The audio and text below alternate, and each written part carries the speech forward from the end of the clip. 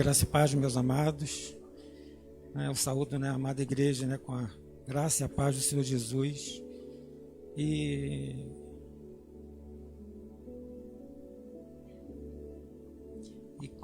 confesso, que para mim é uma alegria muito grande poder estar, hoje, aqui, e de ter recebido, o convite do pastor para trazer uma palavra para essa noite, principalmente, num culto de ceia. Um culto de ceia que fala muito, ao meu coração, o momento que a gente tem para compartilhar, do amor de Jesus, esse amor que transborda, deve transbordar, em nosso coração. E eu quero louvar a Deus, pela vida, do pastor Neilando, da pastora Ana Lígia, pela vida do Júnior, do Samuel, essa família, também que nos acolheu com muito amor, muito carinho. Eu não posso deixar de louvar a Deus, pela vida deles e dizer que estamos aqui para acrescentar, com a bênção do Senhor, com a direção dele, com a graça dele. Nós vamos fazer uma leitura, vai ser uma breve palavra.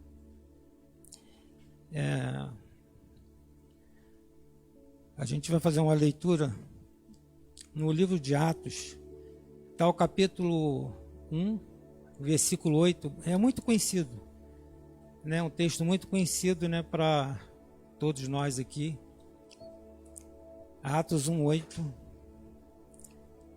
Deixa eu pegar aqui o meu óculos para poder enxergar essa letra menor. E o seguinte: mas recebereis poder ao descer sobre vós o Espírito Santo, e sereis minhas testemunhas tanto em Jerusalém, como em toda a Judéia e Samaria e até os confins da terra. Esse é um texto muito conhecido, Talvez se eu perguntasse aqui, aos irmãos que estão presentes, aos que estão assistindo, em suas casas, eu creio que a resposta, se eu perguntasse quem quer ser cheio do poder de Deus, eu creio que todos aqui, levantariam as suas mãos, os que estão em casa também. Mas a gente vai, analisar esse texto e refletir, usando esse texto para refletirmos sobre a ceia, sobre o significado da ceia para nós.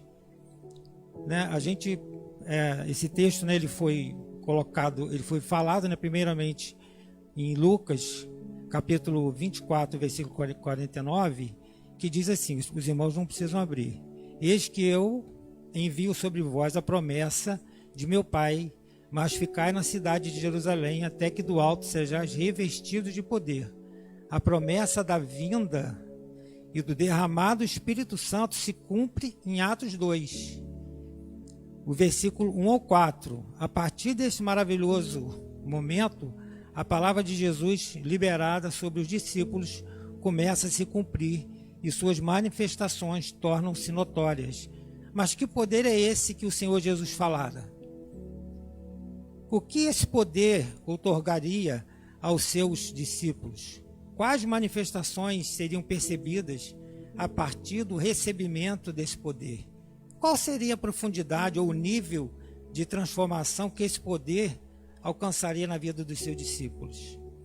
Talvez a gente, não tenha ainda parado para pensar, porque a gente vê o versículo e que poder é esse? E muitos, dizem: eu quero ser cheio do poder de Deus, eu quero ser cheio do poder, eu quero ser cheio do poder. E Jesus disse que eles seriam cheios, eles receberiam poder. E quando a gente, analisa, eu só separei poucos tópicos aqui, para a gente poder, para não demorar muito. Mas o primeiro poder que ele nos outorga é o poder da filiação. É o poder da filiação.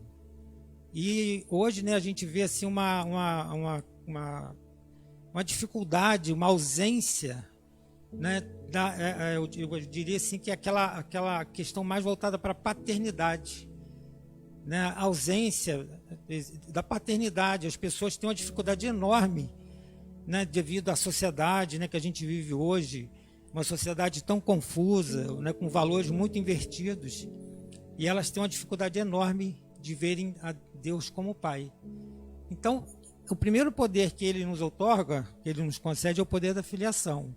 E em João capítulo 1, versículos 12 e 13, diz o seguinte: mas a todos quantos o receberam, deu-lhes o poder de serem feitos filhos de Deus, a saber, aos que creem no seu nome, os quais não nasceram do sangue, nem da vontade da carne, nem da vontade do homem, mas de Deus.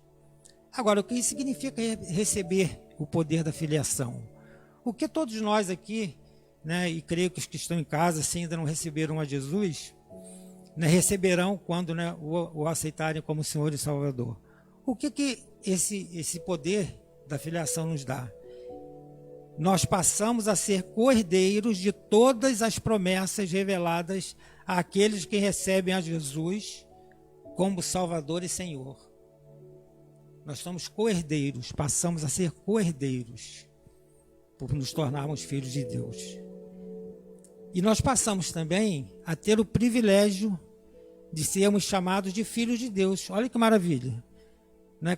Olha que maravilha. Aquele que não tinha pai, ele já não é mais órfão quando ele conhece Jesus. Ele passa a ser chamado de filho de Deus. Isso é tremendo. Esse poder que o Senhor disse que iríamos receber, e que veio, né, em Atos 2, como o texto que nós lemos, ele nos faz filho, nos transforma em filhos. Outro poder também que a gente vai receber, né, que nós já recebemos, né, graças a Deus por isso, que é o poder para testemunhar. Aí no capítulo 4, né, de Atos, versículos 32 ao 35, diz o seguinte: Atos capítulo 4, versículos 32 ao 35. Versículo 32. Da multidão dos que creram, uma era a mente e um o coração. Ninguém considerava unicamente sua coisa alguma sua, que possuísse, mas compartilhavam tudo o que tinham. Com grande poder, os apóstolos continuavam a testemunhar da ressurreição do Senhor Jesus, e grandiosa graça estava sobre todos eles. Não haviam pessoas necessitadas entre eles, pois os que possuíam terras ou casas as vendiam, traziam o dinheiro da venda e o colocavam aos pés dos apóstolos, que o distribuíam segundo a necessidade de cada um. Olha que maravilha. Olha o testemunho que a igreja dava. Esse é o poder que veio sobre nós. Agora eu pergunto, né? Nós estamos enquadrados, estamos fazendo isso que a palavra diz que iríamos fazer como igreja? Então eu fico assim, pensando, né, nesse texto, e trago muito para a minha vida, né? Tenho conversado muito, né, com a minha esposa sobre, né, assim, as necessidades, as pessoas carentes, mas me incomoda muito o coração.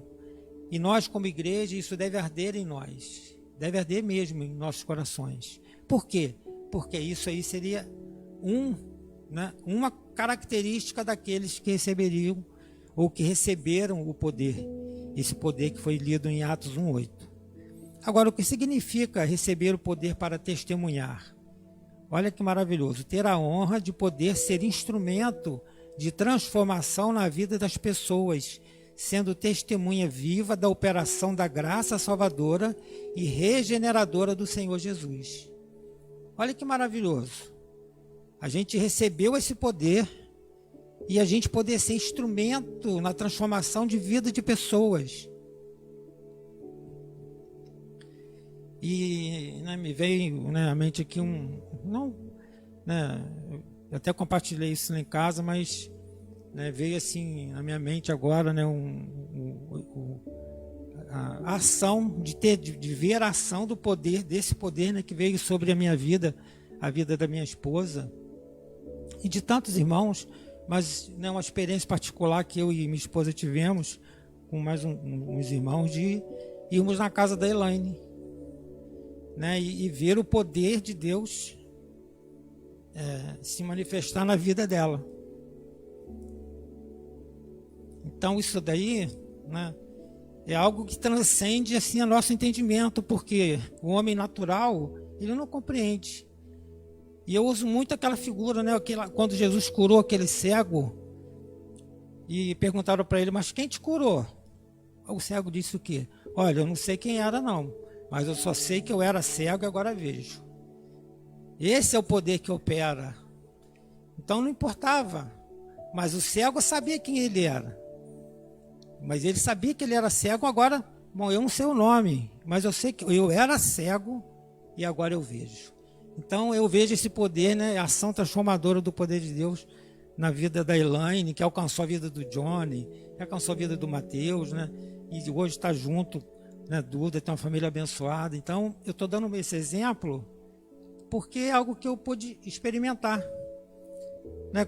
Eu pude experimentar, assim como outros irmãos aqui já tiveram vários testemunhos, creio eu.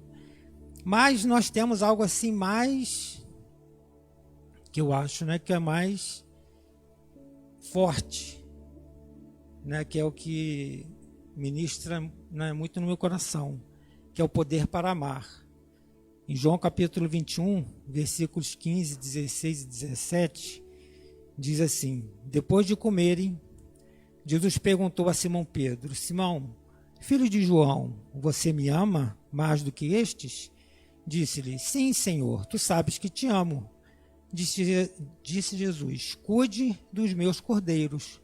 Novamente Jesus disse: Simão, filho de João, você me ama? Ele respondeu: sim, Senhor, tu sabes que te amo. Disse Jesus: pastorei as minhas ovelhas.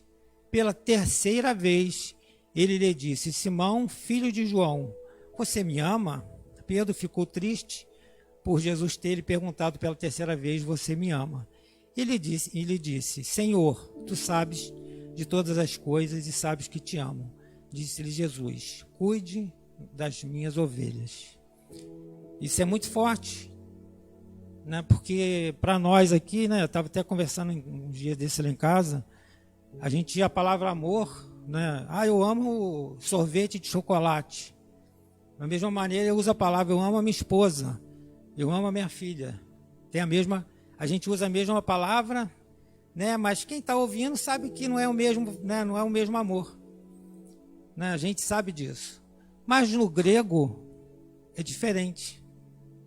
No grego é diferente. No grego existe a palavra ágape, né? Que é o amor ágape, que é o amor de Deus, esse amor que ele é um amor incondicional. Existe o amor eros e existe o amor filéu. Quando Jesus faz as duas perguntas, se os irmãos quiserem pesquisar depois na Bíblia no grego, os irmãos vão perceber isso, essa diferença. Jesus pergunta primeiro para Pedro: Pedro, você me agapa, né, vou usar o termo que está lá, me agapau? Aí Pedro responde: eu te filéu, Senhor. Aí Jesus pela segunda vez pergunta: Pedro, tu me agapau? Ou seja, esse amor? Aí Pedro: eu te filéu. Aí na terceira pergunta Jesus fala assim: Pedro, tu me filéu? Aí Pedro fica triste porque Jesus mudou o verbo. Ele se entristeceu. Mas Jesus fala para ele assim: cuide das minhas ovelhas. Então, olha a profundidade desse amor, né? Que Jesus sabia que Pedro não tinha ainda capacidade de amar com amor ágape, porque ele ainda não havia recebido o Espírito Santo de Deus. E ele naquela hora se entristeceu, mas Jesus falou para ele assim: cuida das minhas ovelhas. E uma palavra, né, assim, muito especial que eu falo, né, para os pastores, e já até falei para o pastor Luciano que se um dia eu tivesse a oportunidade de falar para a ordem de pastores aqui em Teresópolis ou em outro lugar, eu diria assim: olha, vamos lá para o finalzinho de João, porque as ovelhas são de Jesus, tá? A ovelha não é sua. Você não tem autoridade para espancar, você não pode humilhar, porque as ovelhas são de Jesus. Isso me bate muito forte, né, no meu coração, porque eu vejo a responsabilidade que o Senhor Jesus colocou nas mãos de Pedro.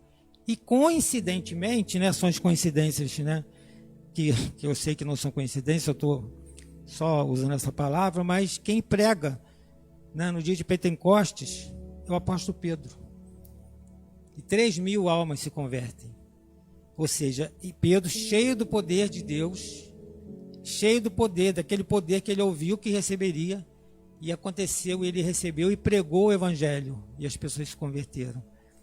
E algo assim muito forte também que fala no meu coração, né, relacionado a esse amor, é algo que ministra muito mesmo, né, como eu disse, mas eu analiso assim, ó, quando recebemos o poder, né, do Espírito Santo em nossas vidas, recebemos também suas virtudes, ou o fruto do Espírito Santo, que são, né, amor, alegria, paz, longanimidade, benignidade, bondade, fidelidade, mansidão, domínio próprio.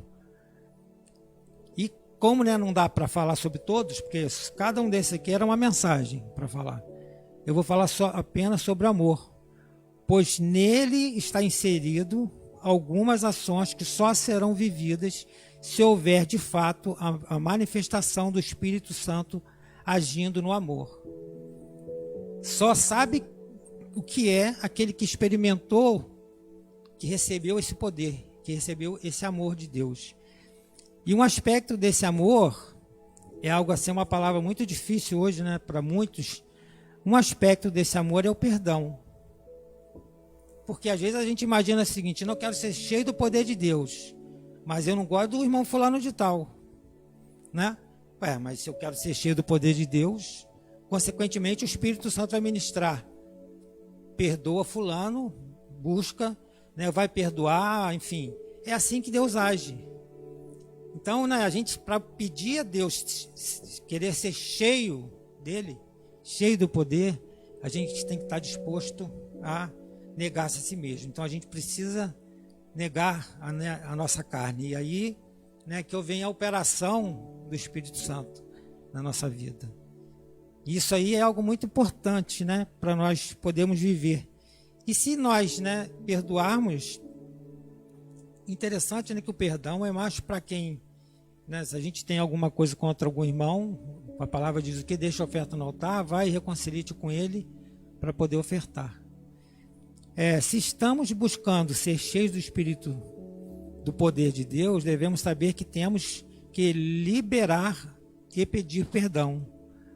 O nosso coração deve estar pronto para obedecer à poderosa voz do Espírito Santo quando ele nos disser: perdoa, caminhe mais uma milha, oferece a outra face. Não será fácil, mas a palavra de Deus nos assegura o que está escrito em Filipenses 4,13: tudo posso naquele que me fortalece. Né? E às vezes as pessoas usam muito esse versículo para coisas, né, mais materiais, coisas mais palpáveis. Mas eu não consigo perdoar fulano. Não, mas a palavra diz que eu posso perdoar. E o perdão, né, não é não estou com vontade de perdoar. Não, o perdão é uma ação. É uma atitude. Não, eu vou perdoar mesmo. Senhor, me dê força para eu poder perdoar, né, essa pessoa, porque ela me feriu, ela me entristeceu. E eu preciso perdoá-la, né, em nome de Jesus. Porém, para exercitar, né, esse perdão, precisamos ser livres. Jesus diz em João 8,32: e conhecereis a verdade, e a verdade vos libertará. A falta de perdão nos aprisiona, torna a nossa caminhada pesada demais e impede que prossigamos adiante. Isso é muito forte, né? Muito forte. Muito forte, porque a gente conhece pessoas que têm uma dificuldade enorme de perdoar. E o problema da falta de perdão é que ele adoece. Ele causa doença. A pessoa adoece pela falta de perdão. Então a gente precisa, né, como servos do Senhor, querendo ser revestidos do poder de Deus, ter isso em mente. Né? Orar, a gente pode orar, mas o Senhor vai dizer o seguinte: você está pronto para perdoar? Né? Você está pronto para oferecer outra face? Então isso aí não é simplesmente uma oração, uma mera oração. Mas Jesus, ele vai perguntar: você quer mesmo isso que você está me pedindo? Se você quiser, eu vou te dar, mas você precisa estar pronto para fazer a sua parte. E às vezes, né, fazer essa outra parte é duro. Agora, uma outra parte, né, como estamos falando sobre a ceia, né, um momento tão especial, em João, capítulo 19, versículos 29 e 30, diz o seguinte, já o finalzinho mesmo, né, da Jesus na cruz, João 19, versículos 29 e 30, diz assim, estava ali uma vasilha cheia de vinagre, então embeberam uma esponja nela, colocaram a esponja na ponta de um caniço de isopo e a ergueram até os lábios de Jesus. Tendo-o provado, Jesus disse, está consumado. Com isso, curvou a cabeça e entregou o Espírito. Se a gente analisar, né, as partes desses dois versículos, a gente pode meditar no seguinte, Jesus tomou o vinagre, provavelmente para umedecer a sua garganta seca e para ser capaz de proclamar um grande grito de triunfo ao final do seu sofrimento. Então, às vezes, as pessoas perdem um pouco o sentido da ceia. Por que a gente ceia? É o que? É um ritual da igreja? Faz parte da liturgia da igreja? Né? Qual o porquê? Não, eu vou lá, eu sei que tem um pedaço, né, tem um pão, tem um suco de uva, mas o que isso significa? E fica, às vezes, muitos deixam para trás o verdadeiro significado, né, da ceia, da comunhão. Né? E o versículo, uma outra palavra também, diz assim, ó, está consumado. Essa é muito forte, né? Essa palavra em grego, né, que é tetelestai, ou seja, a dívida está completamente paga. Agora, que dívida é essa? Né? Que dívida é essa que está paga? Né? Então a gente deve refletir muito, né, sobre o momento da ceia. Não no momento da ceia somente, mas a gente ter o nosso coração grato, porque a nossa dívida foi paga. Paga. Quando Jesus falou assim, ó, está consumado, tetelestai, ou seja, não há mais dívida nenhuma. E essa palavra proclama toda a obra que o Pai o enviou para realizar. Em João 4,34 disse Jesus, a minha comida é fazer a vontade daquele que me enviou e concluir a sua obra. Em João 9,4 diz, enquanto é dia, precisamos realizar a obra daquele que me enviou. A noite se aproxima quando ninguém pode trabalhar. Esta obra estava agora concluída, em especial sua obra de suportar o castigo pelos pecados, pois todo o sofrimento de Jesus estava consumado. Glória a Deus. Glória a Deus por isso. E o termo entregou, que está nesse versículo que a gente leu, enfatiza a natureza voluntária do alto sacrifício de Jesus, conforme João 10,17. Por isto o meu Pai me ama, porque dou a minha vida para que possa tomá-la novamente. Essa declaração ecoa a descrição da morte do servo sofredor, conforme Isaías 53, versículo 12. Portanto, eu dividirei para ele uma porção com o grande, e ele dividirá o despojo, com o forte, porque ele tem derramado a sua alma até a morte, e ele foi contado com os transgressores, ele carrega o pecado antes de muitos e fez intercessão pelos transgressores. Isaías 53, versículo 12. E como, né, nós falamos, né, sobre algo tão sério, né, que é a ceia do Senhor, eu queria só concluir nesse momento aqui, dizendo o seguinte: quando nos deparamos com as profundas verdades do Evangelho, nos damos conta de que ainda temos muito que nos aprofundar no conhecimento do nosso Deus. Infelizmente, muitos ainda não compreenderam o poder da filiação, o qual nos proporciona viver numa dimensão de filhos amados, deixando de usufruir de todas as bênçãos que o nosso Pai tem para todos os seus. Consequentemente, o poder de testemunhar não é expressado na vida desses, e por isso perdem o privilégio de compartilharem da graça salvadora do Senhor Jesus, deixando de dar frutos dignos de arrependimento. E por fim, deixam de experimentar o poder para amar e limitam a ação poderosa do grande amor de Deus, expressado através de Jesus, não permitindo serem canais desse amor e de sua maravilhosa graça. Quando a igreja se permitir ser plenamente cheia do poder transformador do Espírito Santo, toda a sociedade perceberá que algo diferente está acontecendo nela. E, consequentemente, muitos serão atraídos para o reino de Deus, como demonstra o texto de Atos 2, versículos 42 a 47, que eu vou ler. Eles se dedicavam ao ensino e à comunhão, ao partir do pão e às orações.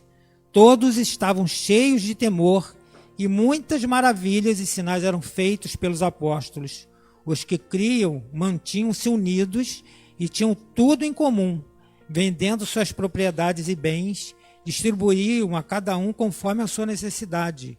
Todos os dias continuavam a reunir-se no pátio do templo, partiam o pão em suas casas e juntos participavam das refeições com alegria e sinceridade de coração, louvando a Deus e tendo a simpatia de todo o povo.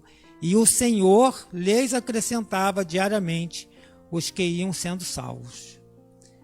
Essa palavra, veio ao meu coração e eu louvei a Deus, porque eu tenho sentido, no coração, eu vejo assim, o desejo de coração do pastor, da pastora, de abençoarem, de não serem apenas mais uma igreja, mas de fazerem diferença nessa sociedade que a gente vive. Eu sei do desejo do coração dele e da pastora de quererem abraçar a todos. Isso é bíblico. E a gente tem pessoa até que se espanta com isso, porque não está acostumado.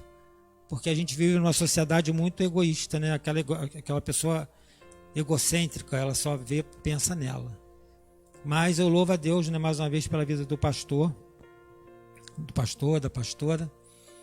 E eu queria concluir esse momento aqui. Não sei se o pastor Luciano pode abençoar-nos com aquele cântico que eu tinha pedido, que eu creio que seja bem propício para o momento da ceia, o pastor Neilando. Aí fica aí os dois, porque os dois são ministros aí, o pastor, porque eu creio que seja um momento bem propício, para o cântico, esse louvor é um cântico muito lindo e eu louvei muito a Deus. Ele fala muito ao meu coração.